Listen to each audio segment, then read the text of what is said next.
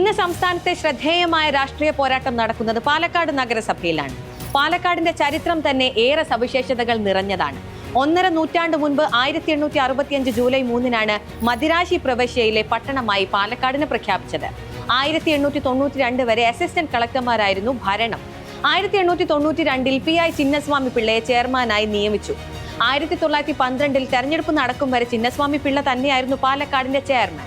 R. Sekhara Menon തെരഞ്ഞെടുക്കപ്പെട്ട ആദ്യ ചെയർമാനായി. സ്വാതന്ത്ര്യ സമരത്തിന്റെ ഭാഗമായി ബ്രിട്ടീഷ് സർക്കാരിനോട് പ്രതിഷേധിച്ച് 1941 ഓഗസ്റ്റിൽ ചെയർമാൻ ഉൾപ്പെടെ 21 കൗൺസിലർമാർ രാജിവെച്ച ചരിത്രവും പാലക്കാടിനുണ്ട്. പിന്നീട് സ്വതന്ത്ര ഇന്ത്യയിൽ ആദ്യകാലം മുതൽ ജനസംഘത്തിന് വേരോട്ടമുണ്ടായിരുന്ന നഗരസഭയാണ് ഇപ്പോൾ BJP ഭരിക്കുന്നത്. BJP 2015 മുതലാണ് ഭരിക്കുന്നതെങ്കിലും 2005 തന്നെ BJPയുടെ വളർച്ച വ്യക്തമായിരുന്നു. 2005 14 സീറ്റുമായി ഏറ്റവും വലിയ ഒറ്റക്കക്ഷി BJP ആയിരുന്നു. കോൺഗ്രസിന് 11, മുസ്ലിം ലീഗിന് 5, CPIM 12 എന്നിങ്ങനെയായിരുന്നു മറ്റു പാർട്ടികളുടെ കക്ഷിനില. സ്വതന്ത്രരുടെ കൂടി പിന്തുണയോടെ കോൺഗ്രസും ലീഗും അന്ന് ഭരിക്കുകയായിരുന്നു. അപ്പോഴും കേവല ഭൂരിപക്ഷത്തിന് ഏറെ അകലെയായിരുന്നു ഭരണം. 2010 കേരളമെങ്ങും UDF തരംഗമുണ്ടായപ്പോൾ അത് പാലക്കാട്ടും പ്രതിഫലിച്ചു. കേവല ഭൂരിപക്ഷം കിട്ടിയെങ്കിലും UDF 23 സീറ്റ് നേടി. BJP സീറ്റ് എണ്ണം 15 വർദ്ധിപ്പിച്ചു.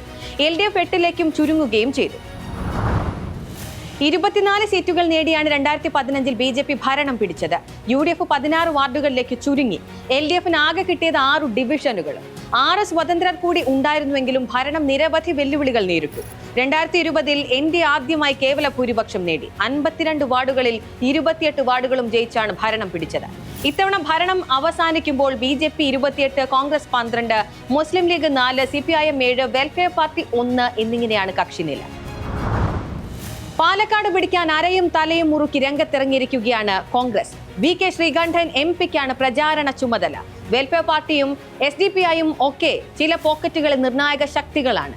കഴിഞ്ഞ തവണ കോൺഗ്രസിൽ നിന്ന് ചിറ്റൂർ, തത്തമംഗലം പിടിച്ചതുപോലെ ഇത്തവണ BJPയിൽ നിന്ന് പാലക്കാട് പിടിക്കാമെന്നാണ് CPIM അവകാശപ്പെടുന്നത്. ആഭ്യന്തര കലഹം രൂക്ഷമായതാണ് BJP ഇത്തവണ നേരിടുന്ന പ്രതിസന്ധി. സ്ഥാനാർത്ഥി നിർണയത്തിലൊക്കെ അത് പരസ്യമായി പ്രകടമാവുകയും ചെയ്തു.